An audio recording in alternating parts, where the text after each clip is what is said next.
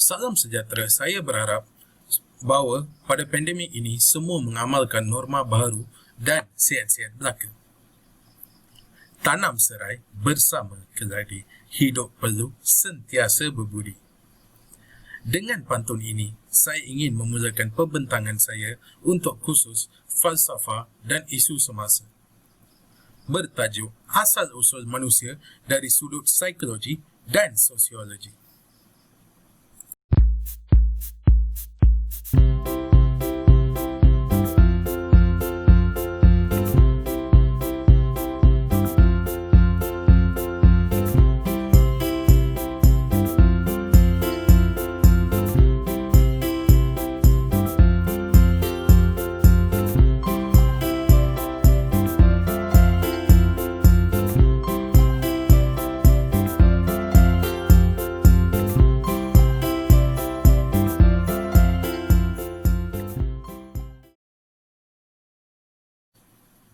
Apa itu psikologi?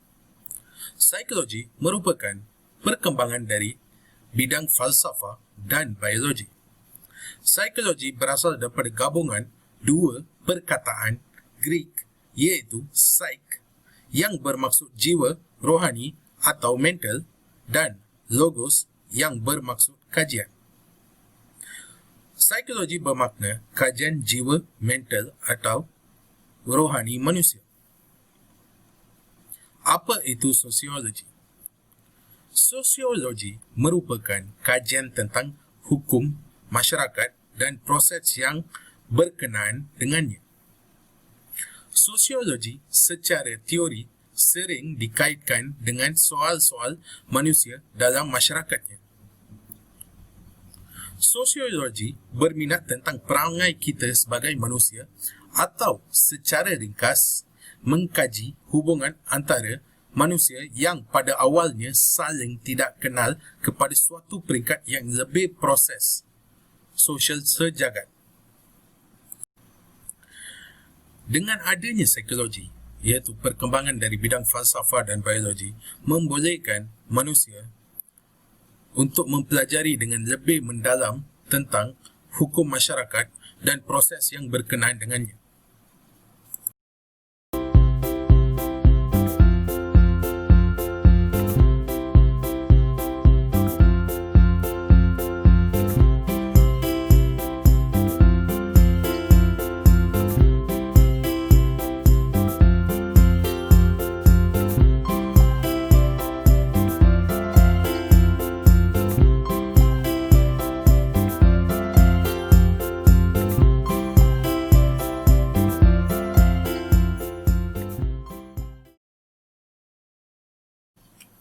Asal-usul manusia. Mengikut teori Charles Darwin, keturunan dengan pengubahsuaian idea bahawa spesies berubah dari masa ke masa mewujudkan spesies baru. Teori ini menunjukkan bahawa manusia ialah insan yang istimewa dari segi ilmu dan juga evolusi. Padahal dari segi sains, para saintis mengkaji teori kewujudan manusia berdasarkan kejadian manusia dari aspek sains. Kejadian manusia dapat disimpulkan dari aspek sains sebagai bayi di dalam kandungan. Bayi akan melalui 3 tahap, iaitu tahap pertama ialah tahap pre-embryonik, di mana suatu organisma akan dibentuk melalui pembelahan sel. Sel lelaki dan sel perempuan akan bergabung untuk membentuk satu organisma. Tahap embryonik merupakan tahap kedua di mana pembentukan organ dan tubuh dan lapisan sel-sel yang lain selepas berlaku pembelahan sel. Tahap ketiga merupakan tahap fetus, tahap pembentukan wajah dan perkembangan bayi yang akan berturut dan berterusan sehingga bayi itu dilahirkan. Manusia tidak berbeza dari haiwan pada peringkat permulaan, tetapi dikurniakan beberapa aspek dari segi sains, iaitu dari segi jiwa yang memberi manusia ciri-ciri yang menarik. Antaranya ialah ciri-ciri pemikiran secara logik dan rasional.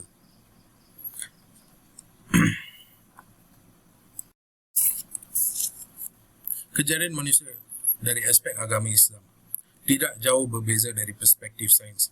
Pemahaman berdasarkan beberapa kalimah, iaitu surah Fatir ayat 11, surah Sajadah ayat 7, surah Mukminin ayat 12, surah Sofat ayat 11, surah Al-Hijr ayat 26, surah Al-Rahman ayat 14. Perkembangan di rahim bukan saja perkembangan fizikal semata-mata, tetapi telah pun mempunyai hubungan dengan Tuhan. Ini antara perspektif asal-usul manusia dari aspek agama Islam. Kajian dahulu, dari segi agama, asal-usul manusia diterangkan melalui surah, kitab dan juga ajaran agama yang betul.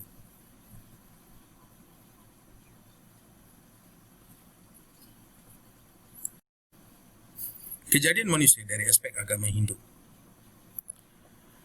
Di agama Hindu, kita berbicara tentang penciptaan. Kita harus menjelaskan adakah kita kelahiran jirim, matter, atau kelahiran kesedaran, conscience, atau kelahiran makhluk hidup, atau kelahiran budaya.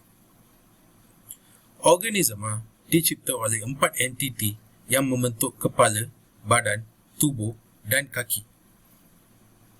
Penciptaan diklasifikasikan sebagai penyatuan dua insan, iaitu lelaki yang dikenali sebagai Siwa dan perempuan dikenali sebagai Sakti untuk meneruskan evolusi. Kelahiran bersamaan dengan penyatuan jirim dan jasad dan dikategorikan sebagai sesuatu yang mulia. Kejadian manusia dari aspek agama Buddhis. Di dalam Buddhism, kehidupan di dunia manusia dikenali sebagai kelahiran semula manusia yang berharga. Kerana manusia dilahirkan di dekat titik utama kebahagiaan dan penderitaan, manusia mempunyai keupayaan unik untuk pilihan moral dengan kepentingan jangka panjang. Selain itu, Buddhism juga mempercayai pada konsep Dharma, iaitu Cosmic Law and Order, dan Adharma. Selain itu, konsep kelahiran disebabkan Dharma dan Adharma dan diakhiri dengan samsara atau nirvana. Walaupun setiap agama mempunyai pandangan yang berbeza, tetapi kelahiran manusia tetap dilihat sebagai sesuatu yang mulia dan istimewa. Saya mengakhiri pembentangan saya dengan sekerat pantun. Lain ulu, lain parang, lain dulu, lain sekarang. Ada ubi, ada batas, ada budi, ada balas. Seterusnya rakan saya akan meneruskan pembentangan ini dengan topik beliau.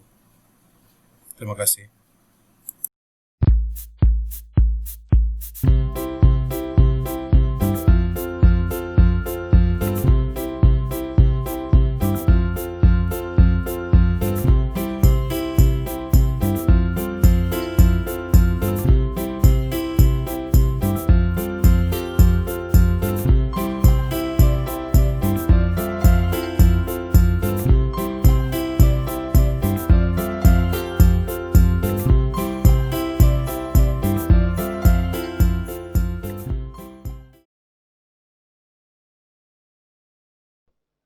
Selamat sejahtera, nama saya Sasidar.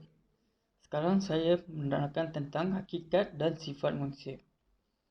Manusia adalah kata kunci yang mesti difahami terlebih dahulu jika kita mahu memahami pendidikan. Antara pandangan sifat adalah pandangan psikoanalitik. Pandangan psikoanalitik adalah hakikat manusia didorong oleh dorongan dari dalam dirinya yang bersifat naluri. Kedua adalah pandangan humanistik. Manusia mempunyai dorongan dari dalam dirinya untuk menyerahkan dirinya untuk mencapai tujuan positif. Ketiga adalah pandangan Martin Buber. Beliau menyatakan bahawa manusia adalah wujud atau kewujudan yang mempunyai potensi tetapi dibatasi oleh kesejahteraan alam. Keempat adalah pandangan behaviorist. Mereka menganggap manusia adalah makhluk reaktif dan kelakuan dikawal oleh faktor persekitaran. Kelima adalah pandangan mekanis. Semua objek di dunia disertakan makhluknya hidup dipandang sebagai mesin. Keenam adalah pandangan organisma. Mereka dianggap sebagai manusia secara keseluruhan yang lebih banyak daripada jumlah bahagian dalam pandangan dunia ini dianggap sebagai sistem hidup seperti tanaman dan haiwan. Ketujuh adalah pandangan kontekstual. Manusia hanya dapat difahami dalam konteksnya. Seterusnya, kita tengok cara untuk memahami sifat dan fitrah manusia. Nombor satu ialah menurut ahli psikologi menyatakan bahawa hakikat manusia adalah rohani dan jiwa. Kedua, pengetahuan dan kesediaan adalah yang membezakan manusia dengan haiwan. Ketiga adalah manusia berasal dari primata atau kera, tetapi gagal kerana tidak ada bukti dan dikemukakan untuk menunjukkan bahawa manusia muncul sebagai bentuk primata atau kera yang berubat. Ini adalah dari sudut pandangan dari teori Charles Darwin. Keempat ialah mempunyai ciri-ciri khas yang berbeza dari haiwan yang menjadikan manusia lebih istimewa. Sambung dengan itu, kita tengok sifat dan fitrah mentalistik manusia. Sebagai manusia, kita cenderung menjadi mentalistik, menolak penjelasan ilahi dan mistik untuk sebarang fenomena semula jadi atau manusia. Ini adalah definisi sifat dan fitrah manusia mentalistik. Kedua ialah kita dapat memahami manusia dan akal manusia dengan cara yang sama seperti kita memahami fenomena lain di alam. Ketiga ialah bahawa manusia adalah makhluk yang luar biasa. Kita hanya unik dalam arti bahawa setiap spesies itu unik, tetapi luar biasa kerana manusia tidak dapat difahami hanya sebagai makhluk semula jadi.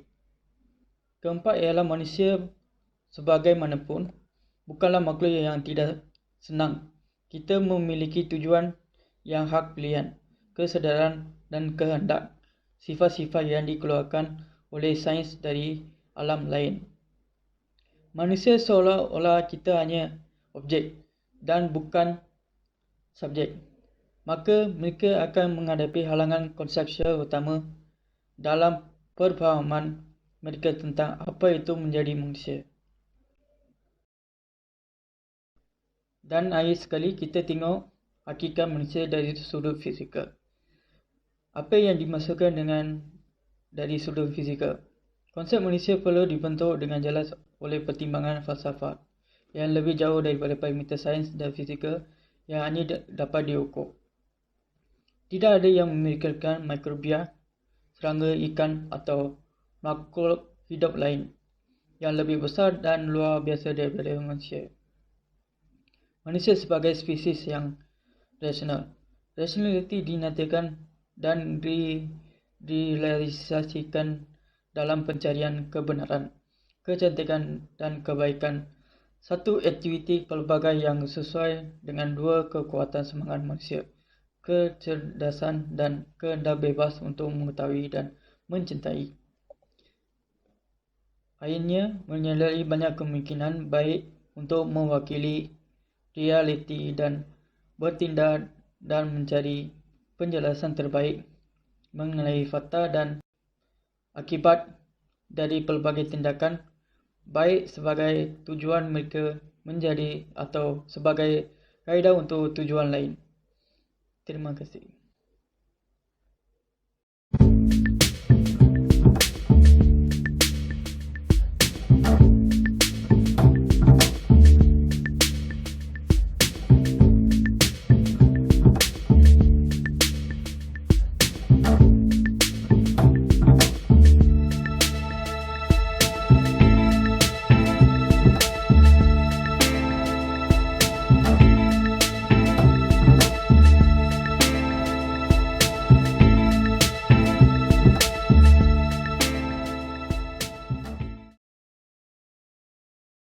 Assalamualaikum warahmatullahi wabarakatuh.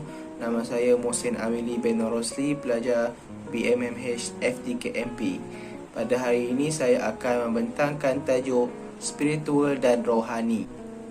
Apakah itu spiritual dan rohani? Dalam Kamus Dewan, spiritual dan rohani ialah sesuatu yang berkaitan dengan perkara bukan bersifat fizikal ataupun roh. Alan Dyson 1997 mendefinisikan spiritual dan rohani ialah hubungan dengan seseorang itu dengan dirinya, dengan orang lain dan juga Tuhan. Pada tahun 2000, Larry Dorsey mendefinisikan spiritual juga diertikan sebagai inti dari manusia yang memasuki dan mempengaruhi kehidupannya dan dimanifestasikan dalam pemikiran dan perilaku serta dalam hubungannya dengan diri sendiri, orang lain, alam dan Tuhan. Peranan aspek spiritual dan rohani kepada manusia. Yang pertama, rohani setiap individu merupakan penentu moral sosial masyarakat itu. Yang kedua, spiritual dan rohani juga menjadi aspek yang mencorak manusia yang sempurna dari segi kelakuan dan personaliti. Yang ketiga, spiritual dan rohani menjadi undang-undang penting dalam mengawal rohani manusia yang bercampur baur di antara emosi positif dan juga negatif. Seterusnya, kita akan melihat spiritual dan rohani dalam agama. Dalam agama, rohani yang sempurna selalu juga dikaitkan dengan aktiviti beragama. Individu yang tekun dan perbuatan baik yang banyak dilakukan oleh individu.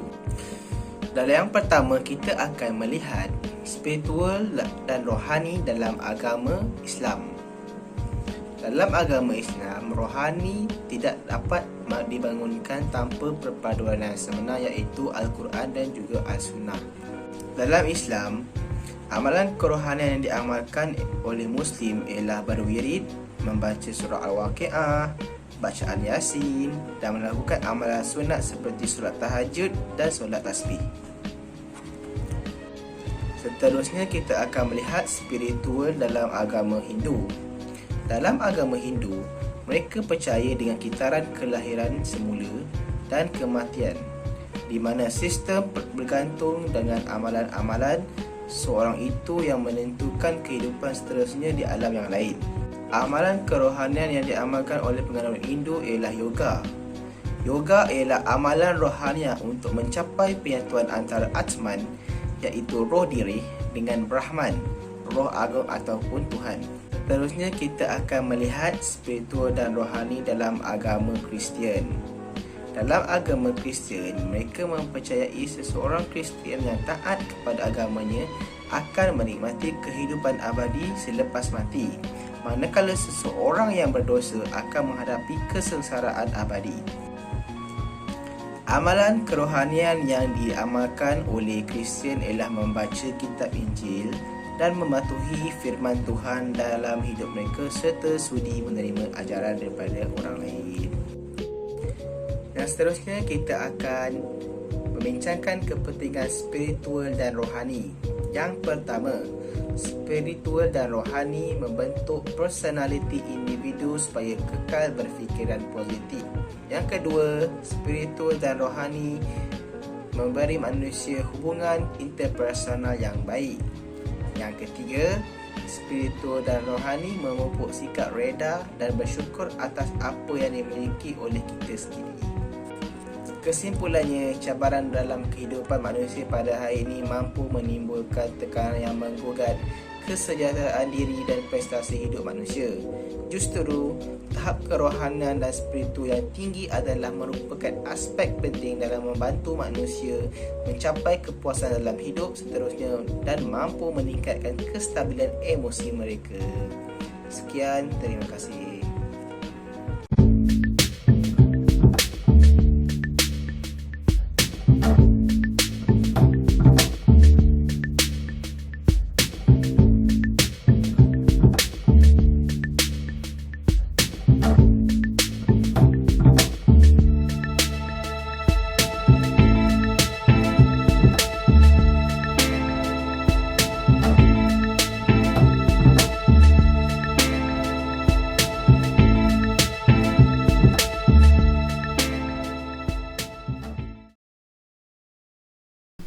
Nama saya Muhammad Aiman Wirosli dari BMMH Section 2. Tajuk saya ialah potensi-potensi insan iaitu panca indera.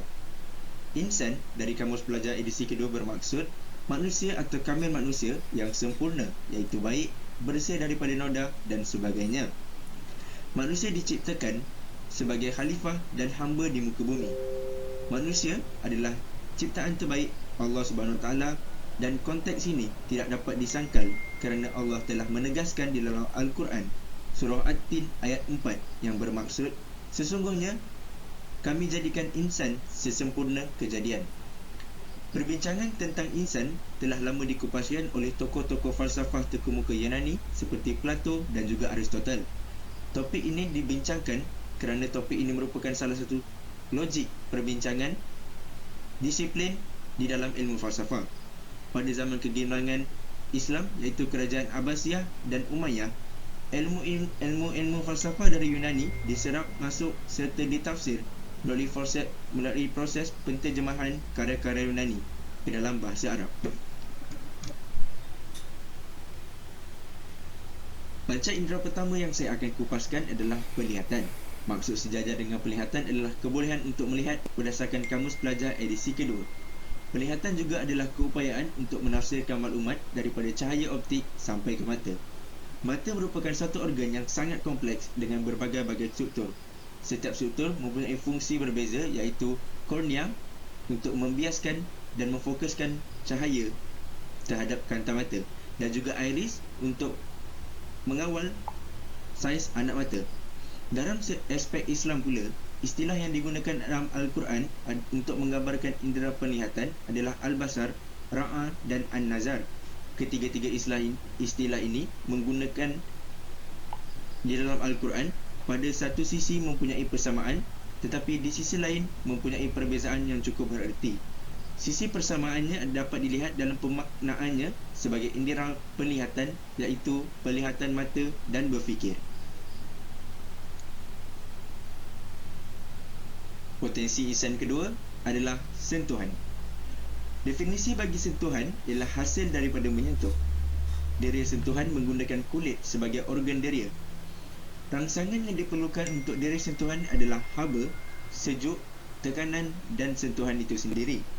Setiap daripada rangsangan ini akan dikesan oleh reseptor khas. Setiap reseptor akan mengesan deria yang berbeza. Bahagian badan manusia yang paling sensitif adalah hujung jari, bibir dan kelopak mata. Manakala bahagian badan manusia yang kurang sensitif adalah tapak tangan, tapak kaki dan juga bahagian belakang badan.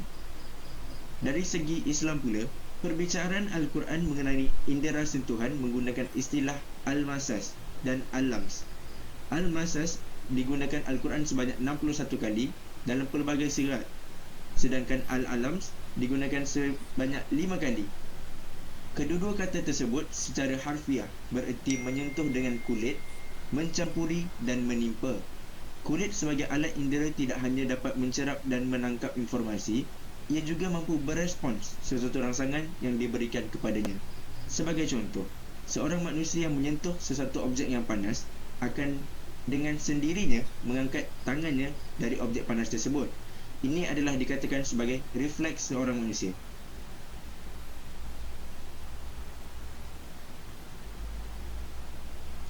Panca indera seterusnya adalah pendengaran. Organ yang diperlukan untuk mendengar adalah telinga yang peka terhadap bunyi. Bunyi terhasil daripada getaran sesuatu objek atau molekul. Udara boleh bergetar dan menghasilkan bunyi, seterusnya bergerak melalui udara. Telinga akan menangkap gelombang bunyi tersebut dan menghasilkan impuls sebagai maklumat. Dari segi Islam pula, istilah yang digunakan dalam Al-Quran untuk menyebut indera pendengaran bunyi ialah Al-Sami'. Penggunaan Al-Sami' selalu dikaitkan dengan suara, perkataan atau ungkapan. Al-Sami' juga adalah satu potensi dan kekuatan yang diberikan Tuhan kepada manusia. Deria keempat adalah deria rasa. Deria rasa juga merupakan panca indera seseorang insan. Organ yang mengesan rasa adalah lidah, di mana terdapat tunas-tunas di atas permukaan lidah yang dipanggil sebagai tunas rasa. Tunas rasa adalah sangat sensitif terhadap rasa ataupun bahan kimia. Terdapat 4 jenis tunas rasa iaitu masin, masam, manis dan juga pahit. Lidah mengesan rasa apabila bahan kimia di dalam makanan melarut di dalam air liur dan merangsang tunas rasa. Apabila dirangsang, tunas rasa menghasilkan impuls dan impuls tersebut dihantar ke otak. Akhir sekali, otak akan mentafsirkan rasa tersebut. Dari sudut Islam, istilah yang digunakan dalam Al-Quran dalam perbincangannya mengenai rasa ialah duq. Istilah ini dalam Al-Quran terulang sebanyak 53 kali. Indera itu berpusat di lidah, seperti antara gambar dalam ayat yang menceritakan kisah Adam dan Hawa memakan buah terlarang di dalam Al-Quran.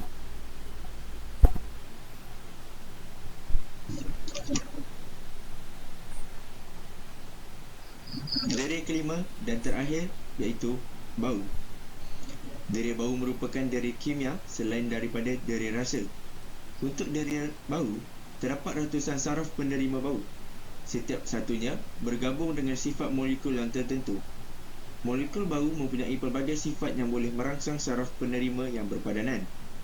Gabungan isyarat perangsang dari saraf penerima berbeza membentuk persepsi kita terhadap bau molekul berkenaan. Di dalam otak, pembauan diproses oleh sistem olfaktori. Kecacatan dera bau digelar anosmia. Dan dari sudut pandangan Islam pula, istilah yang berkaitan dengan hidup ialah bau. Orang yang menghidup akan mendapatkan informasi tentang bau. Istilah yang digunakan berkaitan dengan bau itu adalah rih dan raihan. Di dalam Al-Quran, sering terulang kata rih tersebut, tetapi pada umumnya rih di dalam Al-Quran bermakna angin.